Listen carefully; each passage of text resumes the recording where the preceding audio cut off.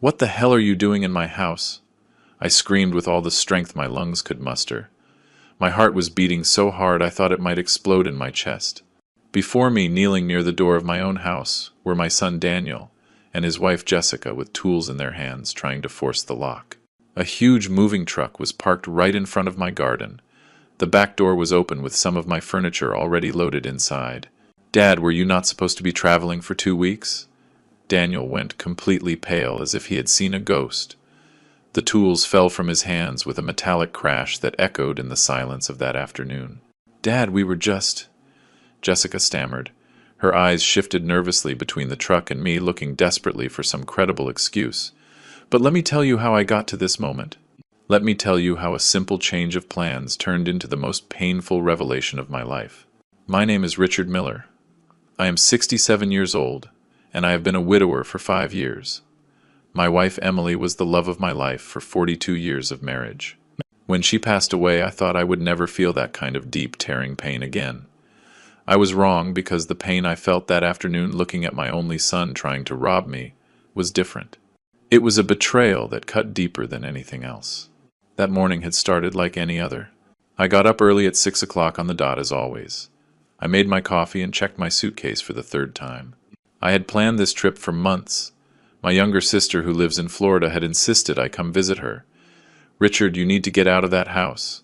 You need to distract yourself. Do something different." She told me on the phone every week, and she was right. Since Emily died, I had barely left the house. This house we built together, where we raised Daniel, where we celebrated birthdays and Christmases, where we lived a whole life. Every corner held a memory. Every room told a story. The taxi arrived promptly at 8 a.m. I took one last look at my house, locked the door, and put the keys in my pocket. Daniel knew I was going on a trip. We had talked about the trip 2 weeks earlier. He had even come to visit me the day before to say goodbye and wish me a good trip. Now I understand that visit had a completely different purpose. The international airport in Chicago was crowded as always. I checked in, went through security, and sat in the waiting room with my favorite book. My flight was scheduled for 11 a.m. But at 10:30, a voice announced over the speakers that our flight had been canceled due to technical problems with the aircraft. They offered to reschedule it for the next day, but something inside me simply said, "Go home." I cannot explain exactly what it was. Maybe a father's intuition. Maybe the instinct of a man who has lived long enough to sense when something is not right. But I decided not to wait. I took my suitcase, left the airport, and called another taxi to return home. The ride back took 40 minutes. I looked out the window, watching the familiar streets of my city pass by, thinking that maybe I could try to take the flight the next day, or maybe it was a sign that I should not travel at all. Emily always said I was very superstitious, but she also believed in signs from destiny. When the taxi turned onto my street, something immediately caught my attention. There was a large truck parked right in front of my house. It was one of those moving trucks you rent by the day. My first reaction was to think that maybe a neighbor was moving, but as I got closer, my stomach turned. The truck was parked exactly in front of my driveway, and the back door was open. I paid the driver and got out of the car with my suitcase, feeling every step way heavier. My legs were trembling slightly. Something was terribly wrong. I could feel it in every fiber of my being. I walked slowly up the driveway, and that was when I saw them. My son Daniel, my only son. The boy I raised, the boy I fed, the boy I held when he had nightmares. He was kneeling in front of my door with a tool in his hand, and beside him his wife Jessica holding a screwdriver. Both were completely focused on forcing the lock of my house. For a second my mind could not process what I was seeing. I simply stood there, paralyzed, observing a scene that seemed taken from a nightmare. Behind them, inside the truck, I could see some of my furniture. I recognized my old side table, the one I inherited from my father. I recognized the dining room chairs that Emily and I bought on our 10th anniversary. That was when I shouted, "What the hell are you doing in my house?" Daniel dropped the tools and stood up so fast he almost lost his balance. His face changed from shock to panic in a matter of seconds. Jessica froze with the screwdriver still in her hand, her mouth opening and closing without making any sound. "Dad, were you not supposed to be traveling for 2 weeks?" Daniel stammered, and I could see sweat forming on his forehead even though it was not hot. "My flight was canceled," I said, my voice trembling with a mixture of shock, disbelief and rage that was beginning to boil inside me. But that does not answer my question. What the hell are you doing trying to break into my house? Dad, we just wanted to. Jessica tried to speak, but the words got stuck in her throat. Just wanted to, what? My voice went up an octave. Just wanted to break in and steal? Just wanted to take my things while I was away? I looked at the truck again more carefully. This time it was not just my furniture. I could see boxes, bags, and objects wrapped in blankets. How long had they been planning this? How long had they been waiting for me to leave so they could empty my house? It is not what you think, Dad. Daniel finally found his voice, although it sounded weak and pathetic. Can we explain? Then explain, I said, crossing my arms over my chest, trying to control the shaking running through my entire body. Explain to me why my own son is trying to force entry into my house. Explain to me why there is a moving truck full of my things. Explain to me why I feel like my heart is breaking into 1,000 pieces in this very moment. Daniel looked at Jessica, and in that exchange of glances I could see everything I needed to know. They had planned this. It was not an impulse. It was not a misunderstanding. It was a deliberate and calculated plan waiting for the perfect moment to execute. That let me explain. Daniel took a step toward me, but instinctively I stepped back. That gesture, that small movement of rejection seemed to hurt him more than any word. Things have been tough for us lately, he said. Tough? I repeated, my voice loaded with disbelief. And that gives you the right to rob me? We are not robbing you. Jessica finally found her voice, although it sounded defensive, almost aggressive. We are family. We thought you could help us. Help? I let out a bitter laugh that I did not even recognize as mine. Help by emptying my house while I am away without even asking me, without my permission? I walked over to the truck. I needed to see with my own eyes what else they had taken. With every step toward that vehicle, I felt like I was walking toward my own execution. I walked up the ramp and started inspecting the contents. My heart sank with every object I recognized. There was the china set Emily gave me on our 25th anniversary. The antique lamps we bought together in that thrift district 30 years ago. The paintings that hung in the living room, including the one my mother painted before she died. Books, ornaments, even the old radio that belonged to my father. How much? I asked without turning to look at them. My voice was barely a whisper. How much did you think you would get selling my entire life? Dad, please. Daniel's voice sounded broken behind me. I turned to face them, and the tears I had been holding back began to roll down my face. I have a very simple question, Daniel. Just one question, and I want the truth. Is this the first time? The silence that followed was deafening. Daniel could not look me in the eyes. Jessica was biting her lower lip, staring at the ground. Answer me, I demanded, my voice trembling. Is this the first time you have entered my house without my permission? Jessica started, but Daniel interrupted her. No, he finally admitted, and with that single word I felt like the air had been sucked out of my lungs. We have been here before, when you went to the store, when you visited Frank, when you went to your doctor appointments. I leaned against the side of the truck. I needed something to hold me up because my legs were threatening to give way. How many times? I asked. I do not know, Dad. Several times in the last 3 months? 3 months. For 3 months, I had been living in my house, feeling safe, feeling at home, while my own son came and went like a thief. All those times I felt something was out of place. All those moments I thought I was getting forgetful, imagining I had left an object in a different place. It had not been my imagination. It had been real. What did you take? I asked, although I was not sure if I wanted to know the answer. Before today, what other things did you take from here? Jessica and Daniel exchanged another look, that silent communication of couples who have shared secrets. Small things, Jessica murmured. Things we thought you would not notice immediately. Like what? I insisted, feeling the rage bubbling again in my chest. Some jewelry, Daniel admitted, his voice barely audible. Some silver candlesticks. Some old books we thought would have value. Every word was like a direct blow to my heart. Emily's jewelry, I whispered. The pearl earrings she left me before she died. The necklace she wore at our wedding. I thought I had lost them. I searched the whole house for weeks. We needed them, Dad, Daniel tried to justify. We had debts. We had to pay. You could have asked me for help. I exploded, my voice echoing down the street. I am your father, Daniel. If you needed money, if you had problems, you could have told me. But instead you decided to steal from me. You decided to betray my trust in the worst way possible. We knew you did not have much money, Jessica intervened, and there was something in her tone that made me look at her more closely. You always say your pension barely covers the basics, that you have to watch every dollar. And that gives you the right to decide for me? I shouted. Does that give you the right to enter my house like thieves and take whatever you want? I got down from the truck and walked to the door of my house. I needed to go inside. I needed to see what else had been violated, what else had been touched by hands I thought loved me. I took my keys with trembling hands and opened the door. The inside of my house looked normal at first glance. But when you look carefully, when you know every corner of your home, you can see the absences. I could see the empty spaces where my things used to be. The shelf where I kept my grandmother's crystal figurine collection was empty. The cabinet where Emily kept her antique watch collection had its doors open and the shelves bare. I walked toward my bedroom like a man in a trance. Daniel and Jessica followed me at a distance, not daring to get too close. I opened the drawer of my dresser, the drawer where I kept my most precious treasures. It was practically empty. The locket, I said, my voice sounding hollow and dead.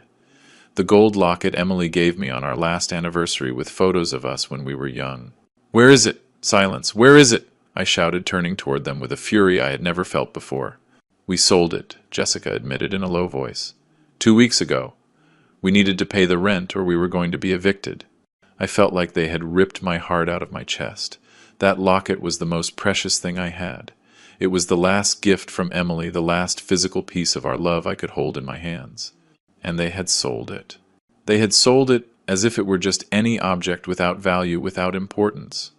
How much? I asked, my voice trembling with contained rage. How much did you get for it? $200, Daniel whispered. $200. They sold 42 years of marriage, of memories of love, for $200 miserable dollars. I sat on the edge of my bed because if I did not, I knew I would collapse completely. Tears were falling freely now, and I did not try to stop them. Daniel approached, tried to put his hand on my shoulder, but I pulled away violently. Do not touch me, I said with an icy voice. Do not you dare touch me. Dad, I am so sorry, Daniel sobbed. We did not want it to come to this. We thought if you were gone for 2 weeks, we could take enough things to solve our problems and you would never have to know. And then what, Daniel? I asked, looking him directly in the eyes. Then what? When I returned from my trip and noticed my house was empty, what would you tell me? That there was a robbery? You would lie to my face while I cried over the loss of everything I loved. He did not answer because there was no answer that could justify what they had done. Who else did you sell my things to? I continued. I needed to know everything. I needed to know the full magnitude of this betrayal. Where are Emily's jewels, the watches, the crystal collection from my grandmother? There is a pawn shop on 7th Street, Jessica spoke, her voice small. That is where we took most of the things. Some we sold online in those buy and sell groups. And the money? I asked. On what? You spent the money you got selling my memories? We had debts, Daniel began to explain. The credit card was maxed out. We owed 3 months of rent. The car was about to be repossessed. We had collectors calling every day threatening to sue us. And it never occurred to you to ask me for help? I repeated, feeling disbelief mixing with pain. It never occurred to you to come to me, your father, and tell me the truth? Daniel ran his hands over his face, and I could see he was crying too. But his tears no longer moved me like they used to. I could no longer feel compassion for someone who had violated my trust in such a deep and deliberate way. We were ashamed, he finally admitted. Ashamed to admit we had failed, that we could not handle our own finances, that we were drowning in debt. So you preferred to become thieves? I said bitterly. You preferred to steal from a 67-year-old widower who lives alone on his pension? That was the best solution you could come up with? You are not just an old man. Jessica intervened, and there was something in her tone that made me look at her more closely. You own this house, a big house in a good neighborhood. You are worth a lot more than you think, Richard. Something in the way she said this froze my blood. What do you mean by that? Jessica looked at Daniel, seeking permission or support. He shook his head slightly, but she seemed to ignore him. This house is worth at least $300,000, Jessica said, her words falling like stones in the silence of the room. Probably more. And you live here alone in this huge house with all these empty rooms while we can barely pay for a 1-bedroom apartment in the worst neighborhood in the city. There was the full truth finally exposed. It was not just about debts. It was about resentment. It was about greed. So you thought I did not deserve to live in my own house? I said slowly, processing the magnitude of what I was hearing. You thought I had too much and you too little. It is not fair, Jessica raised her voice, all pretense of regret disappearing from her face. We work 60 hours a week and we can barely survive while you sit here alone in this mansion. This is not a mansion, I replied with a trembling voice. It is the home Emily and I built with 40 years of hard work. It is the house we paid for with every dollar we earned, sacrificing vacations, luxuries, everything you can imagine. This house is full of memories of a lifetime. Memories do not pay the bills, Jessica replied coldly. Jessica, shut up, Daniel finally exploded. Shut your mouth for once. But it was already too late. She had already said too much. The complete plan was now exposed before me in all its horrible clarity. They did not just want to steal my belongings. They wanted to steal my home, the only place in the world where I felt safe, where I could still feel Emily's presence. Get out, I said with a quiet but firm voice. Get out of my house right now. Dad, please let me explain, Daniel tried to approach again. There is nothing to explain, I interrupted him. I want you out of my house immediately, and I want you to return everything that is in that truck. Now. We cannot do that now, Jessica said coldly. Some of those things we already sold. They do not exist anymore. Then you are going to pay me for them, I said, surprising myself with the firmness in my voice. You are going to pay me every cent of the value of everything you stole, or I am going to call the police. You are going to call the police on your own son? Jessica laughed. Do not be ridiculous. You are too weak to do that. Test me, I looked her directly in the eyes, and something in my expression must have scared her because she took a step back. Dad, please, Daniel was sobbing openly. We do not want it to end like this. We are family. Family does not steal from each other, I replied, feeling every word tear me apart inside. Family does not conspire to take everything from one of their own. What you did is not what family does. It is what strangers do, what criminals do. I took my cell phone out of my pocket with shaking hands. Daniel saw the gesture and went even paler. Who are you going to call? He asked with a fearful voice. First, I am going to call Frank, I said, referring to my neighbor and best friend. He is a witness. I need someone else to be here and see what you have done. Then I am going to call a locksmith because I am going to change all the locks in this house today. And then I am going to call my lawyer. Dad, you cannot do this, Daniel pleaded. You are going to ruin us. If you call the police, I will have a record. I will not be able to get a job. You are going to destroy us. You destroyed yourselves, I replied, dialing Frank's number. I did nothing except be foolish enough to trust my own son. The phone rang twice before Frank answered. Richard, I thought you would be on the plane. Frank, I need you to come to my house immediately, I said, my voice breaking slightly. Something has happened. I need a witness. I am on my way, he replied without asking questions, and I could hear the sound of a door closing on the other end of the line. Frank lived 3 houses down. He would be here in minutes. I hung up the phone and looked at Daniel and Jessica. You have 2 options. You can stay here and wait for Frank to arrive, and then we call the police together. Or you can start returning everything that is in that truck right now. And maybe, just maybe, I will consider not pressing charges. That is blackmail, Jessica spat the words. I did not correct her. It is justice. It is giving you a chance you do not deserve. A chance I never had when you decided to turn my home into your personal store. Daniel looked at the truck parked outside, then looked at me, and finally looked at Jessica. I could see the conflict on his face, the internal battle between the son he once was and the man he had become. Okay, Daniel finally conceded, his voice barely a defeated whisper. We will return everything. What? Jessica looked at him with disbelief. Daniel, you cannot be serious. Enough, Jessica. Daniel ran his hands over his face, looking exhausted and defeated. This has gone too far, much further than it should have gone. I cannot believe you are giving up like this. Jessica looked at him with contempt.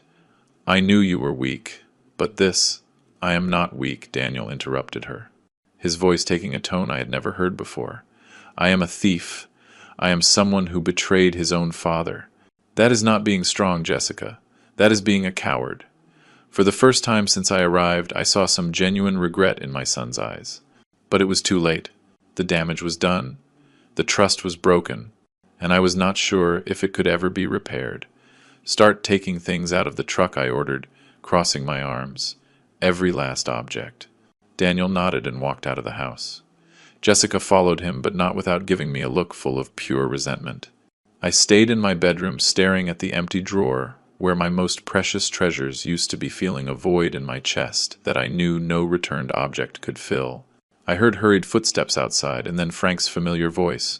"Richard, where are you?" "Here in my bedroom," I shouted. Frank appeared in the doorway, breathless from running. He was a man my age, 65 years old, with short gray hair and sharp eyes that missed nothing. He had been my neighbor for 20 years and my best friend for 15. "What happened?" he asked. And then, "My God, is that Daniel out there?"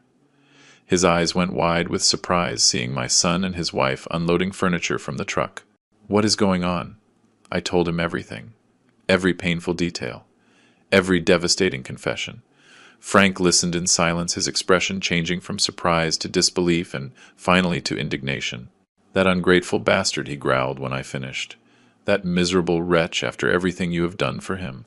I do not know what to do, Frank," I admitted, feeling the tears threatening to return.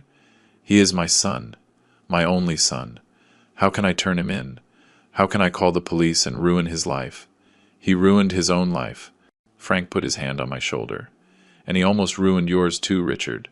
What they did is serious. It is not just theft. It is premeditated. It is systematic. They have been entering your house for months." "I know," I whispered. "I know all that, but he is still my son." "And you are still his father?" Frank replied firmly. "A father who deserves respect, love, and honesty.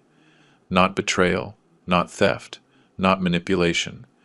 We went out together and headed to the front of the house. Daniel and Jessica were unloading the furniture with slow, resentful movements. They had already returned several pieces, but the truck was still half full. "How much is left?" I asked. "Quite a bit," Daniel replied, without looking me in the eyes.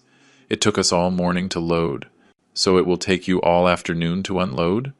I said without a trace of sympathy. "I want everything back in its exact place.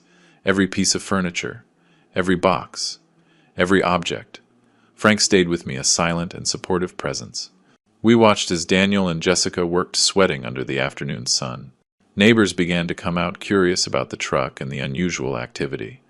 I could see the looks, the whispered conversations, the speculation. Mrs. Garcia from next door approached cautiously. "Richard, is everything okay? I thought you were traveling."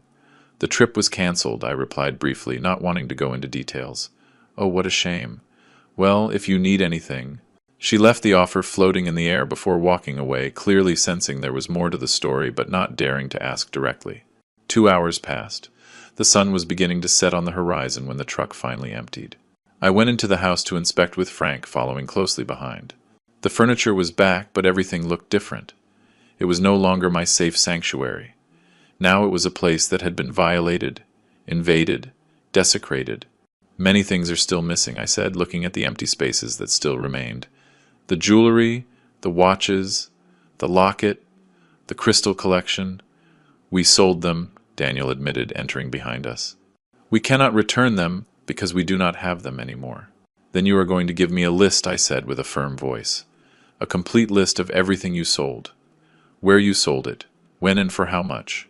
And you are going to pay me the real value of every object, not the misery you probably got at the pawn shop." "We do not have that money," Jessica protested. "We told you we are bankrupt." "Then you will get the money," I replied coldly. "You will get extra jobs, you will do whatever is necessary. But you will pay me every cent." "And if we cannot?" Jessica challenged me. "Then I will press charges," I said simply. "I have a witness now," I pointed to Frank. "I have evidence of attempted burglary. I have your confession recorded." I held up my cell phone and watched as both of them went pale when they realized I had been recording the entire conversation since Frank arrived. "That is a trap," Jessica accused. No, Frank intervened with an icy voice. "That is intelligence. It is protecting yourself from people who clearly have no scruples." Daniel slumped onto the sofa, looking completely defeated. "How much time do we have?" "You have a month," I decided in the moment. 1 month to get the money and return the value of everything you stole, or I will go to the police with everything I have." 1 month is not enough," Jessica protested. "The debts we have total more than $15,000, and that is without counting what we owe you." "That is not my problem," I said, and every word hurt because I knew I was closing a door possibly forever. "You had 3 months to rob me. You have a month to compensate me. You are cruel, Jessica spat the words. I did not correct her. I am just I, replied. Something you clearly do not understand. I took my phone again and dialed another number. This time it was the locksmith, John Smith, whom I had used before when I lost my keys a few years ago. Hello, this is Richard Miller. I need to change all the locks in my house. All of them. Can you come today? It is urgent. The locksmith said he could be there in an hour. I hung up and looked at Daniel and Jessica. You have an hour before the locksmith arrives, I said. After that you will never be able to enter this house again without my explicit permission. Dad, please, Daniel stood up, approaching me with hands outstretched in supplication. Do not do this. I am still your son. A son who robbed me, I replied, feeling my heart break with every word. A son who conspired to take my home from me. A son who sold my deceased wife's last gift for $200 miserable. I was desperate, Daniel sobbed. I did not know what else to do. You could have asked me for help, I repeated for the umpteenth time. Could you have come to me with the truth? Yes, I do not have much money, but I would have sold some things myself. I would have gotten a loan. I would have done something, but you took that option away from me. You took away my right to decide about my own life, about my own belongings. I am sorry, Dad. Daniel was weeping openly now. I am so sorry. I do not know what I was thinking. You were thinking about yourself, I said with sadness. Only about yourself.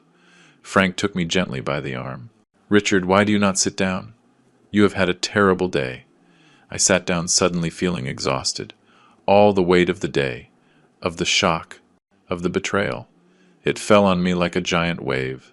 I sat on my favorite sofa, the one Emily and I had bought together so many years ago, and closed my eyes. I heard Frank talking to Daniel and Jessica in a low but firm voice, making it clear he would stay there until they left. I heard the sound of traffic outside, the birds singing in the garden trees, all those everyday sounds that suddenly seemed to belong to another life, to another world where my son was not a thief. When I opened my eyes, the locksmith had already arrived. He was a middle-aged man named John who had worked on my house before. He greeted me with a kind smile that faded when he saw my expression and the tense atmosphere in the room. Mr. Richard, you said it was urgent, he commented, looking cautiously at Daniel and Jessica, who were sitting in silence on the other side of the room. Yes, I need you to change all the locks, I confirmed, getting up with effort. The front door, the back door, the garage door, all of them. All of them? John asked, surprised. That will cost around $400 with labor. It does not matter, I said without hesitating. Do it. I saw Daniel flinch at the mention of money. $400 I would have to spend, because I could no longer trust my own son. $400 to feel safe in my own home. John started working on the front door. The sound of his tools filled the uncomfortable silence that had settled in the house. Frank made coffee in the kitchen without asking permission, and brought me a cup with 2 teaspoons of sugar, exactly how I liked it. Drink, he ordered gently. You have had a tremendous shock. I took the cup with shaking hands and drank. The hot liquid comforted me a little, although nothing could really warm the cold I felt in my heart. Daniel approached again, moving with the caution of someone approaching a wounded animal. Dad, about the power of attorney, Jessica mentioned. I will revoke it tomorrow. I interrupted him before he could continue. I will go to my lawyer and make sure you do not have any kind of legal authority over my affairs. None. Dad, please, he tried to explain. It was not my intention to misuse that. It was Jessica who suggested we could. Do not blame your wife, I cut him off again. You made the decision. You entered my house. You took my things. You sold your mother's locket. Those were your decisions, Daniel. Yours. But she pressured me, he insisted. She said you were selfish, that you had too much while we suffered. She convinced me we were doing the right thing. And you believed her? I asked with disbelief. Did you really believe stealing from your widowed father was the right thing? Daniel did not answer, but his silence was answer enough. Jessica stood up abruptly. I am not going to stay here listening to how I get blamed for everything. Daniel is an adult. He made his own decisions. You are right, I agreed, surprising her. He is an adult. An adult who made terrible decisions. But you encouraged him. You manipulated him. You pushed him to betray his own father. I did not manipulate him, Jessica protested. I only opened his eyes to reality. The reality that his father lives like a king while his son can barely pay rent. Like a king, I repeated, feeling the rage bubbling again in my chest. living like a king. I cook my own meals because I cannot afford to eat out. I wear the same clothes for years because I cannot buy new ones. I clip coupons and wait for sales to buy groceries. Is that living like a king? You have a $300,000 house, Jessica replied. A house I paid for over 30 years with the sweat of my brow, and my wife's, I replied with a trembling voice. A house I do not plan to sell or mortgage because it is the only thing I have left of my life with Emily. It is my home, my sanctuary, my refuge. It is a wasted investment, Jessica said coldly. For you, maybe, I said. For me, it is my life. John finished with the first lock and started on the back door. Every sound of his work was like a nail in the coffin. Every new lock was another barrier between us. What happens now? Daniel asked with a small voice. Are you simply going to cut us out of your life? I do not know, I admitted honestly. I need time. I need space. I need to process all of this. Time until when? He insisted. A week? A month? A year? I do not know, Daniel, I repeated, feeling the weariness down to my bones. I do not have the answers right now. I just know I cannot look at you without feeling this betrayal eating me up inside. We are your family, he said desperately. And you treated me worse than a stranger, I replied. You treated me like a target, like a source of easy money, not like a father, not like a person. Frank reappeared with more coffee. This time he also brought me water. Richard, do you want them to leave? I can ask them to wait outside while the locksmith finishes. I looked at Daniel and Jessica. My son looked destroyed with red and swollen eyes from crying so much. Jessica looked resentful but defeated, knowing she had lost this battle. Part of me wanted to kick them out immediately, never see them again. But another part, the part that was still a father despite everything, wanted to hug him and tell him everything would be okay. But I could not do that. Not yet. Maybe never. They can stay until the locksmith finishes, I decided. But afterwards I want them to leave and not come back without calling first. If you show up here unannounced, I will call the police. You would call the police on your own son? Daniel asked with disbelief. After today, I do not know what you are capable of, I replied with brutal honesty. So yes, I would call the police if I needed to protect myself. Those words seemed to hit him harder than anything else I had said. He sank back onto the sofa with his head in his hands, sobbing silently. John worked for another hour. He changed 3 locks in total and gave me a complete set of new keys. He also offered to install additional security locks, but I declined. I had already spent enough money for today. Mr. Richard, if you need to change the locks again or have any security problem, do not hesitate to call me, John said as he finished packing his tools. He gave me his card and a compassionate look that suggested he had understood more of the situation than I would have liked. I paid him in cash money I had saved for emergencies. I never imagined an emergency would be protecting myself from my own son. After John left, I turned to Daniel and Jessica. It is time for you to go. Daniel stood up slowly like a man walking toward his execution. Dad, can I at least give you a hug? Can I at least say goodbye properly? I looked at my son, the child I had raised, the baby I had held in my arms, the teenager I had helped with homework, the young man I had watched marry with hope and love, and I felt nothing, a void where unconditional love used to be. No, I said simply, right now I cannot bear for you to touch me. I saw the pain in his eyes, and a small, cruel part of me rejoiced. I wanted him to feel even a fraction of the pain I was feeling. I understand, Daniel whispered. Dad, I am sorry, I am so sorry for all of this. I know these words mean nothing now, but I say them anyway. You are right, I said with a hollow voice. They mean nothing. Jessica said nothing. She simply took her purse and walked toward the door. Daniel followed her, after one last look toward me, a look full of regret and desperation. Remember, I said before they left, you have a month, 1 month to get the money and return what you stole. Otherwise, I go to the police with everything. We will get it, Daniel promised, although his voice lacked conviction. And then they left. I heard the sound of footsteps walking away, the engine of the moving truck starting, the vehicle driving away down the street. And then for the first time all day there was silence. Frank closed the door and engaged the new lock. The sound was definitive, final. Richard, Frank said softly, coming to sit beside me. Are you okay? No, I admitted. And finally, I allowed the tears to flow freely. I am not okay at all. Frank hugged me while I cried. I cried for the lost innocence, for the broken trust, for the relationship that maybe could never be repaired. I cried for the son I thought I had and for the man he had actually become.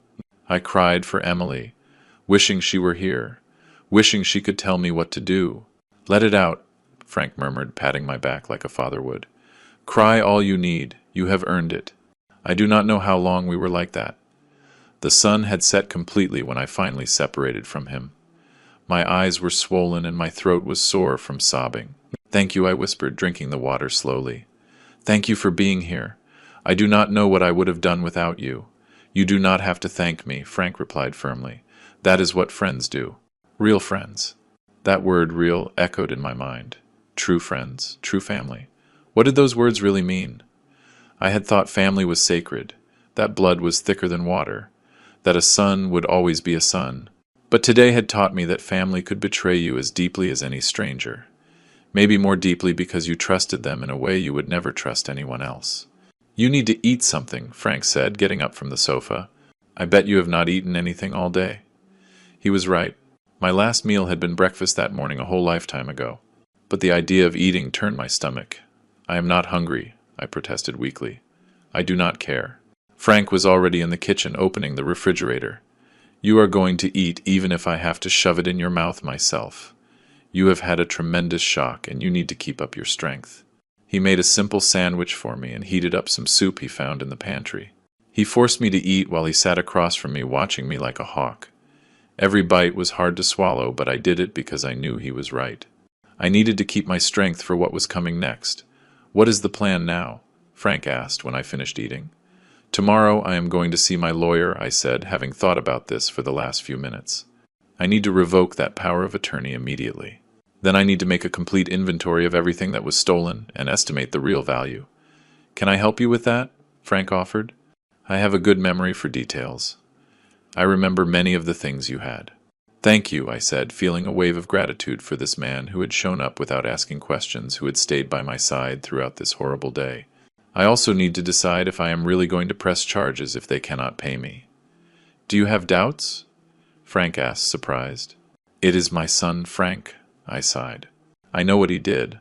I know he has no excuse, but he is still my son. How do I send my own son to jail? You would not be sending him, Frank replied gently but firmly. He sent himself with his actions. You are just protecting your rights, your property, your safety. I know that in my head, I admitted. But my heart says he is my baby, the child I raised, that I fed, that I took care of when he was sick. That child grew up, Richard, Frank said softly. And the man he became made decisions that have consequences. You cannot protect him from the consequences of his own actions forever, Richard. Sometimes love means letting people face what they have done. His words made sense, but that did not make them easier to accept. Frank stayed with me until very late that night. We went through every room of the house together, taking notes on what had been returned and what was still missing. The list of lost items was devastating. Emily's jewelry valued at least $5,000. My antique watches, which had been appraised at $3,000 a few years ago. My grandmother's crystal collection, irreplaceable, but probably worth around $2,000. And the locket. My precious locket, which was priceless to me, but they had sold for a measly $200. They are looking at a debt of at least $15,000. Frank calculated, reviewing our notes. And that is being conservative with the estimates. Some of these things could be worth much more. They will never have that money, I said with certainty. They already said they have debts of $15,000. How are they going to get another $15,000 in a month? Then you go to the police. Frank said simply, as if it were the most obvious thing in the world. Then I go to the police, I repeated, testing the words in my mouth. They were strange, wrong, as if I were speaking in a foreign language. That night after Frank finally went home, I stayed awake for hours. The house seemed different. Every creak made me jump. Every shadow seemed threatening. This place that had been my sanctuary for decades now seemed like a violated and unsafe space. I got up and checked all the locks 3 times, then 4 times, then 5. I knew it was irrational, that the locks were new and safe, that Daniel and Jessica no longer had the keys. But I could not stop. The fear had settled in my bones in a way I could not shake. Finally, around 3 a.m., I fell asleep on the sofa with all the lights on, unable to bear the idea of sleeping in my bedroom, where much of the confrontation had taken place. I woke up with the sun coming through the windows, and my body aching from sleeping in an uncomfortable position. For a blessed moment, I did not remember anything. Then everything came back at once, like a cold wave, and I had to breathe deeply several times not to start crying again. I forced myself to get up, to make coffee, to follow a normal routine, although nothing was normal. I called my lawyer, Mr. Miller, as soon as he opened his office at 9 a.m. "Mr. Richard Miller, what a surprise," he said, with his friendliest and most professional voice. "How can I help you?" "I need an urgent consultation," I said, trying to keep my voice steady. "I need to revoke a power of attorney and possibly discuss filing criminal charges." There was a pause on the other end of the line. "Criminal charges? Is everything okay?" "No," I admitted. "Nothing is okay, but I prefer to discuss it in person. I can see you this afternoon at 2. Does that work for you?" "Perfect," I agreed. "I will be there." I passed the next few hours preparing for the meeting. I organized all my notes. The recording of the confrontation with Daniel and Jessica. The photos I had taken of the moving truck and the objects being returned. Frank was right about being meticulous with documentation. If this was going to end with the police, I needed solid evidence. At 1 o'clock, I dressed in my best suit, one that Emily always said made me look powerful and elegant. I needed to feel powerful today. I needed to feel that I still had control over something in my life. Mr. Miller's office was downtown in an old but well-maintained building. I had known him for years. He had handled the sale of our first house. He had helped with Emily's will. He had been a constant presence in the important legal moments of my life. His secretary showed me in immediately. Miller got up from his desk when I entered, and his worried expression told me that something in my appearance revealed the trauma I had experienced. "Mr. Richard, please take a seat," he said, pointing to a comfortable chair in front of his desk. Are you okay?" "I am not okay," I said honestly, sitting down. "I am not okay, but I need your help to solve this." And then I told him everything, every painful detail of that horrible day. Miller listened without interrupting, taking occasional notes, his expression becoming more serious with every revelation. "This is serious, Mr. Richard," he said when I finished. "Very serious.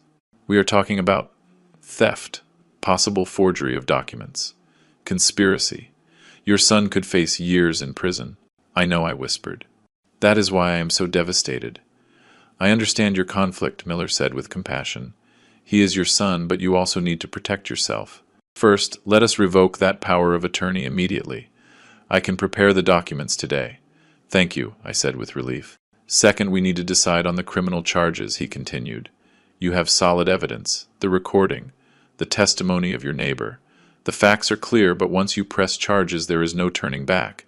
The legal process will run its course." I gave them a month, I explained. 1 month to return the value of what they stole. Miller nodded thoughtfully, clasping his hands on his desk. 1 month is reasonable considering the circumstances, but we need to formalize this. It cannot just be a verbal agreement. We need a legal document that clearly establishes the terms. "What kind of document?" I asked, relieved to have someone who knew how to handle this professionally. "I will prepare a restitution agreement," Miller explained. "In it we will detail every stolen object, its estimated value, and the total amount they must return. We will also include a specific deadline, 30 days from signing, and the consequences if they do not comply, which would be the immediate filing of criminal charges." "Would they have to sign it?" I asked. "Yes," he confirmed. "And would we need them to do it in front of a notary? That makes it legally binding. If they do not sign well, that in itself would be an admission that they know they did something wrong and are not willing to amend it." "And if they sign but do not pay?" My voice trembled slightly. "Then you have a legal document proving they admitted to the theft and agreed to restitution," Miller said firmly. "That makes filing a complaint much simpler. Basically, they would be condemning themselves." I nodded slowly, processing everything. "How long will it take you to prepare this document?" "I can have it ready tomorrow morning," he replied. "I will also include a clause prohibiting any unsolicited contact with you or entry to your property without your explicit written consent. Basically a civil restraining order."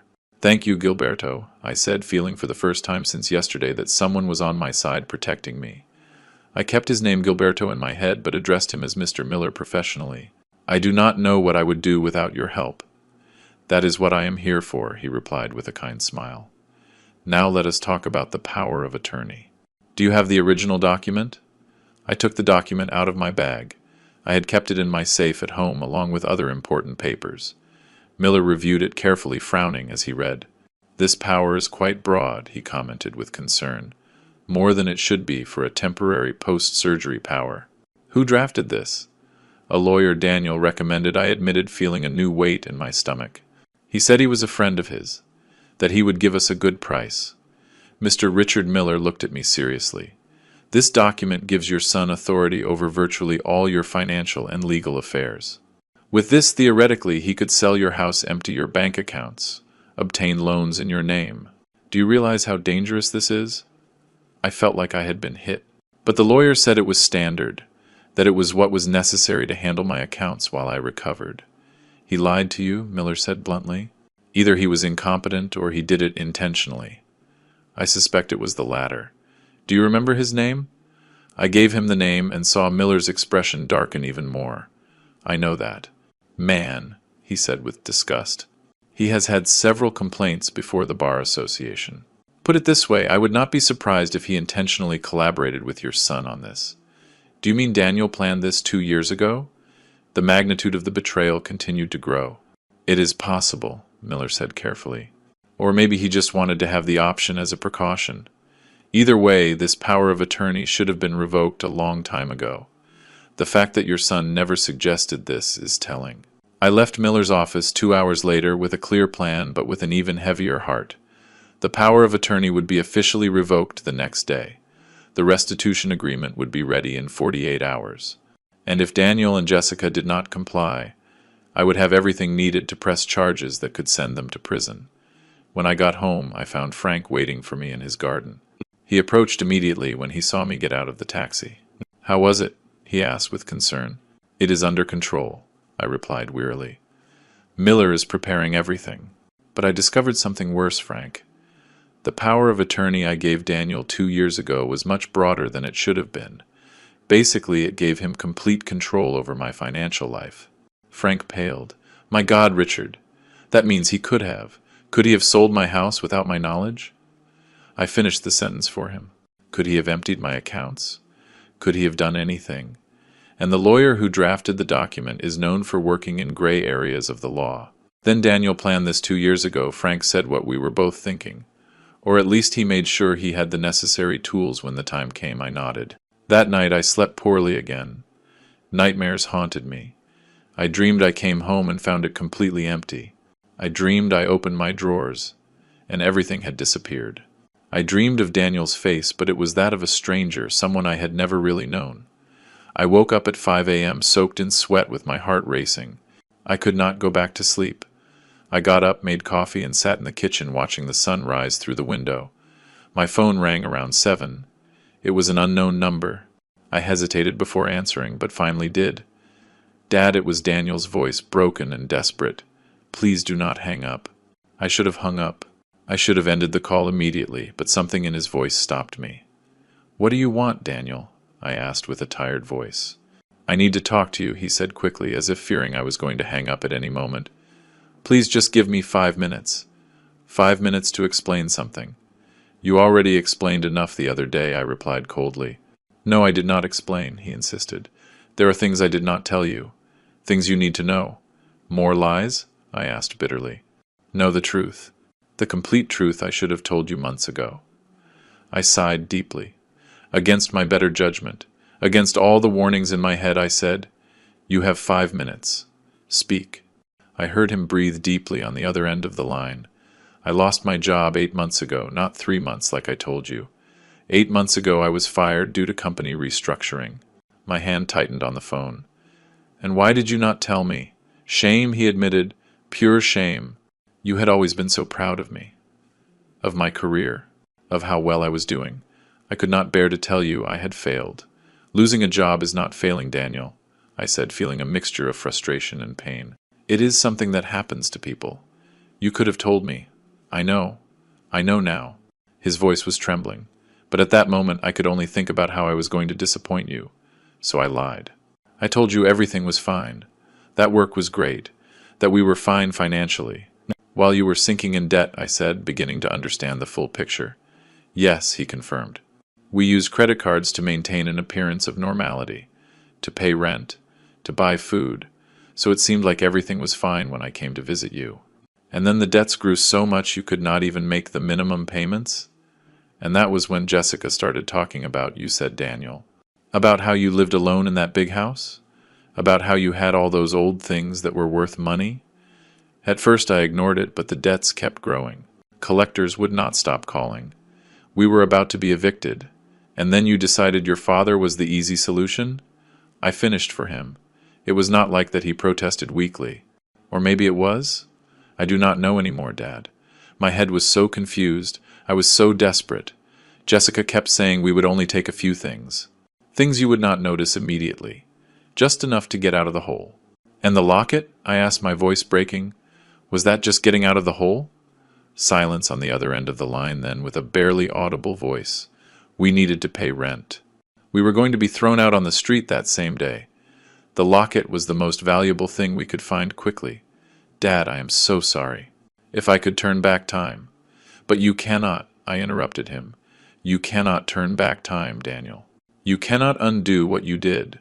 You cannot give me back the trust you broke. I know, Daniel sobbed on the other end of the line. I know, and it is killing me. Every time I close my eyes, I see your face. That expression when you discovered us. I had never seen so much pain in your eyes, Dad, and knowing I caused that pain. Why did you call me Daniel? I asked, interrupting his monologue of self-pity. What is it that you really want? I want you to know that Jessica and I are separating, he said, and those words took me completely by surprise. What? That was all I could say.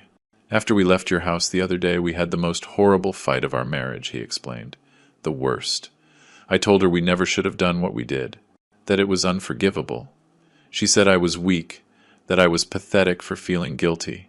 She said you had more than you needed, and there was nothing wrong with taking what was rightfully ours. What was rightfully ours, I repeated with disbelief. Nothing in my house belonged to you, Daniel. Exactly what I told her, he continued. And she insisted we were family. That family shares everything, that your house practically should be ours too. That was when I realized something terrible, Dad. What? I asked. That she never really loved me. His voice broke completely. She loved me for what I could give her, for the security I provided, for future possibilities. And when I lost my job and could no longer maintain that image, she started looking for other ways to get what she wanted. And I was stupid and desperate enough to play her game. I felt a strange mixture of emotions. Part of me wanted to console my son, to tell him everything would be okay. But another part, the part that was still bleeding from betrayal, remained cold and distant. That does not excuse what you did, I finally said. Jessica may have suggested the idea, but you made the decision. You entered my house. You took my things. You sold your mother's locket. Those were your decisions, Daniel. Yours. You are right, he admitted. And I am going to make things right, Dad. I got a job yesterday. It is not a big deal, just a warehouse job night shift, but it pays well. And I also got a second job during the day at a gas station. Between the two jobs, I can earn around $3,000 a month. I did quick mental calculations. That was not enough to pay $15,000 in a month. I know, he said with frustration. I have been thinking about this non-stop. I am trying to sell my car. I could get around $4,000 for it, and I have some things I can sell. My computer, my guitar, anything of value. And Jessica? I asked. Is she contributing to this? She left, he said simply. She packed her bags last night and went to live with her sister. She said if I was stupid enough to ruin our lives for a selfish old man, then she did not want to be part of that.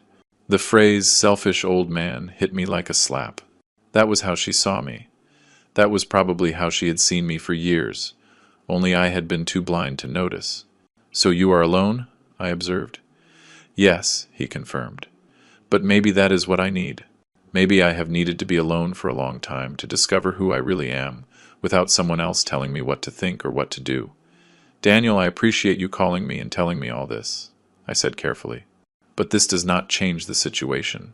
My lawyer is preparing a restitution agreement. You will have to sign it in front of a notary, and if you cannot pay the full amount in a month, I will have to press charges. I understand, he said with a resigned voice. And I accept it. Whatever you do, Dad, I accept it. I deserve whatever you decide to do. It is not about what you deserve, I replied, feeling the tiredness in every word. It is about protecting myself, about making sure this never happens again. It will never happen again, he promised vehemently. I swear on Mom's memory that I will never do something like this again. The mention of Emily went through me like a knife.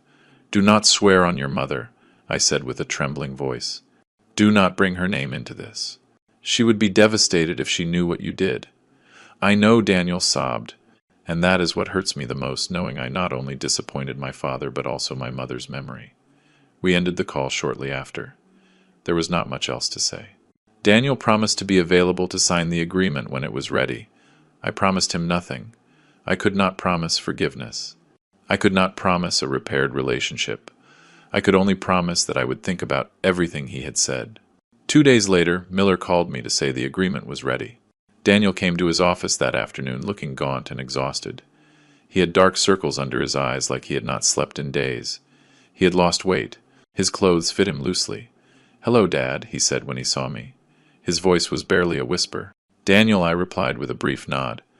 Miller had us sit down and explain the terms of the agreement. Daniel listened in silence, nodding occasionally.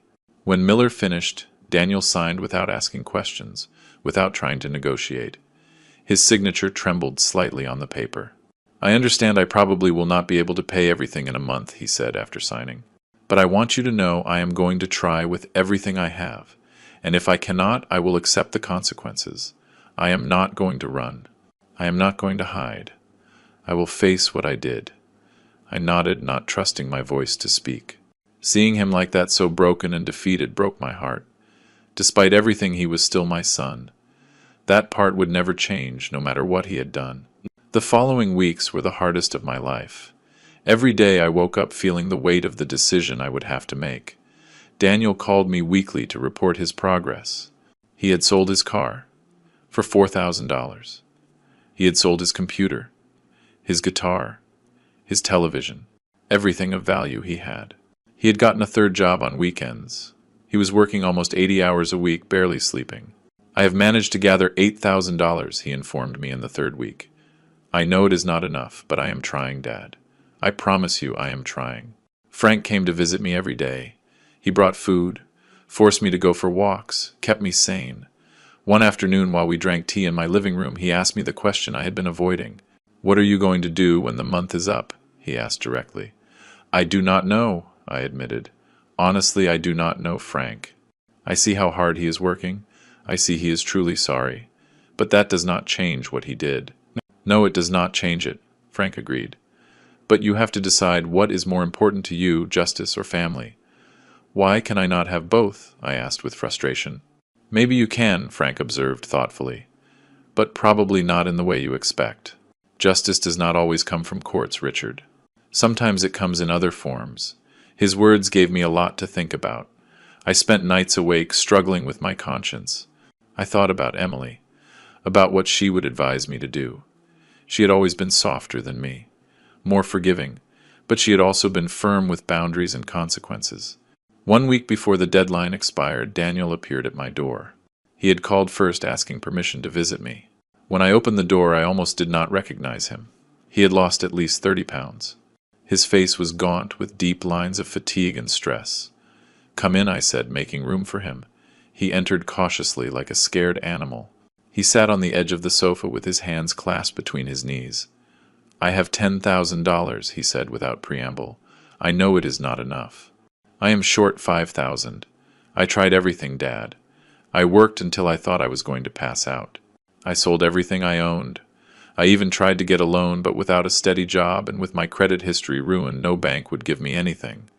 "Daniel," I began, but he raised his hand. "Let me finish, please," he pleaded. "I know the agreement says if I do not pay the full amount, you will press charges, and I understand that. I accept it. But before you do, I need to tell you something." "I am listening," I said softly. "These last 30 days have been the worst of my life," he began, his voice trembling. "But they have also been the most revealing. Working all these jobs, living with almost nothing, having time to think about what I did, about who I had become. I realized something, Dad." "What?" I asked. "I realized I had lost my way a long time ago," he continued, tears running down his face. "Mom died, and I did not know how to handle it. Instead of talking to you, instead of processing my pain, I simply buried it.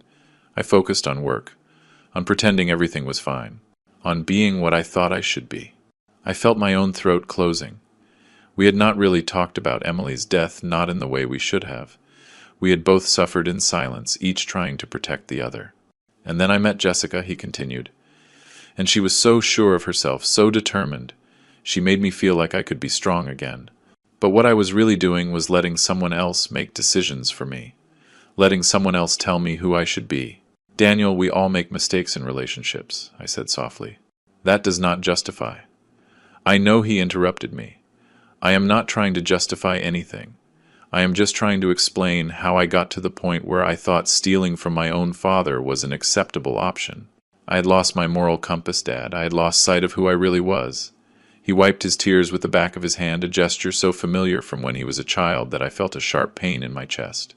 "These 30 days working non-stop, living with almost nothing, facing what I did was like waking up from a nightmare," he said. "And I realized something else. I realized what I regret most is not that you caught me. It is that I did this in the first place. It is that I betrayed everything you taught me about honesty and integrity. What do you expect me to do with this, Daniel?" I asked, my voice breaking. "What do you expect me to say?" "Nothing," he replied, surprising me. "I do not expect your forgiveness. I do not expect you to forget what I did. I just wanted you to know that these 30 days changed my life. They taught me who I never want to be again. And regardless of what you decide to do, whether to press charges or not, I am going to spend the rest of my life trying to be the man Dad would have wanted me to be." We sat in silence for a long moment. I could hear the wall clock, the same clock Emily and I had bought on our trip to Europe 25 years ago.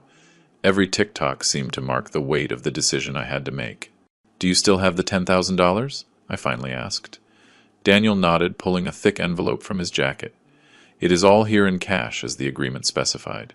I took the envelope, feeling its weight in my hands. $10,000.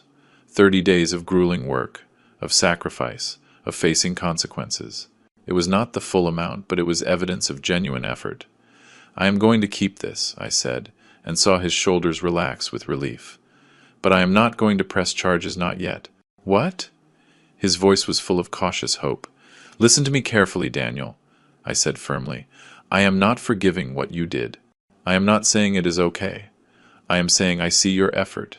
I see your genuine regret, and I believe sending you to jail will not fix our relationship nor return what I lost." "Then what?" he began to ask. "The remaining $5,000, I continued. "You are going to pay them with time." "With time?" he asked, confused. "Once a month," I explained, forming the idea as I spoke. "You will come to my house, help me with things I need, repairs, gardening, whatever, and we will talk. We will really talk, not just superficialities. We will talk about your mother, about your pain, about how to rebuild trust." I saw the surprise on his face. "Are you giving me another chance?" "I am giving you the chance to earn one I corrected. But understand this clearly, the locks stay changed. You will never have keys to this house again. If you want to visit me, you will call first. If I need help, I will call you. But you will never enter my house again without an invitation. Understood?" "Understood," he nodded vigorously. "Dad, I promise I will not disappoint you again." "That is what I hope," I said, feeling the weight of years falling from my shoulders. "Because this is your last chance, Daniel. If you ever betray my trust again in any way, there will be no more conversations. I will press charges immediately." "I will not do it," he promised. "I swear on Mom's memory, on everything that is sacred. I will not fail again." This time when he mentioned Emily, it did not hurt as much because I could see my wife approving this decision. She had always believed in second chances. She had always believed in redemption. But she had also believed in consequences and clear boundaries. Daniel stayed a little longer. We drank coffee together, something we had not done in months. The conversation was awkward, at first full of pauses and tense silences. But gradually we began to talk about real things. He talked about how hard it had been losing his mother, about how he felt he had to be strong for me when in reality he was devastated too. I spoke of my own loneliness, of how every day in this big house reminded me of what I had lost. "We should have had these conversations 5 years ago," I said finally. "Yes," Daniel agreed, "but I guess better late than never." When he left that night, I hugged him for the first time since the day of the confrontation. It was not like before. There was not that warmth and unconditional trust, but it was a start, a small step toward something that maybe with time and effort could heal. Frank came to visit me the next day, curious to know what I had decided. "I am not going to press charges," I told him, "at least not for now. Are you?" "Sure?" he asked, studying my face carefully. "No," I admitted. "Honestly, I am not sure of anything, but I am sure sending my son to jail will not return what I lost. It will not return Emily's locket.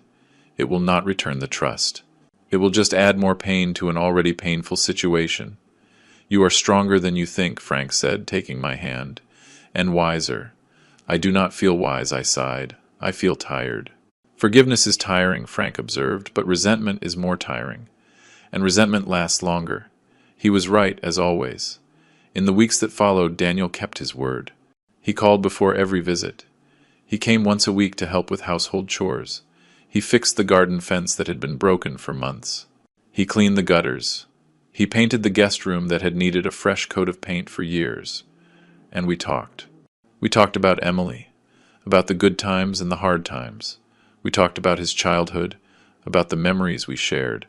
Slowly, very slowly, we began to rebuild something. It was not what we had before that was lost forever, but it was something new, something built on honesty and clear boundaries instead of assumptions and blind trust. Months later, while sitting in my living room on a quiet afternoon, I realized the house felt different. It no longer felt violated or unsafe. It felt like my home, but a home I now protected with greater care. The new locks were not just metal and mechanisms. They were symbols of healthy boundaries, of necessary protection. I thought about everything I had lost. Emily's jewelry, my watches, the precious locket. I would never get them back. That pain would remain forever. But I had also gained something. I had gained knowledge of my own strength. I had learned that love does not mean allowing yourself to be hurt. I had learned that forgiving does not mean forgetting or pretending nothing happened. I got up and walked to the front door, running my hand over the new lock. I remembered the words Frank had said months ago, words that now resonated with deep truth in my heart. "Not every closed door is resentment," I whispered to myself. "Some are protection." I closed my eyes and could feel Emily's presence around me in every corner of this house we built together, and I knew with a deep certainty that she would be proud of me. Not necessarily for forgiving our son, but for protecting myself first, for establishing boundaries, for knowing that true love includes respect, and that respect requires boundaries. Outside, the sun was beginning to set, painting the sky with shades of orange and pink. It was the end of a day, but also the beginning of something new, a new way of living, maybe more cautious, but also more conscious, stronger, more mine. And for the first time in a long time, I felt at peace. 3 years later, Daniel and I have a different relationship, but a solid one. He has never had keys to my house again, but he has not asked for them either. He has rebuilt his life slowly, found a steady job, moved into a small but decent apartment. He never remarried. Every month he keeps his promise. He comes, helps, we talk. Sometimes they are difficult conversations. Sometimes they are moments of genuine connection, but they are real, honest, built on a foundation of mutual respect and clear boundaries. Did you enjoy my story? Where are you watching us from? Let us connect in the comments. If you liked the story, you can support me by sending a super thanks, so I can keep bringing more stories like this. I really appreciate your support. I look forward to your comments on the story. In the video, you can see 2 new life stories I highly recommend. There is much more on my channel. I look forward to your comments on the story. In the video, you can see 2 new life stories I highly recommend. There is much more on my channel. Do not forget to subscribe. Until the next life story, with love and respect.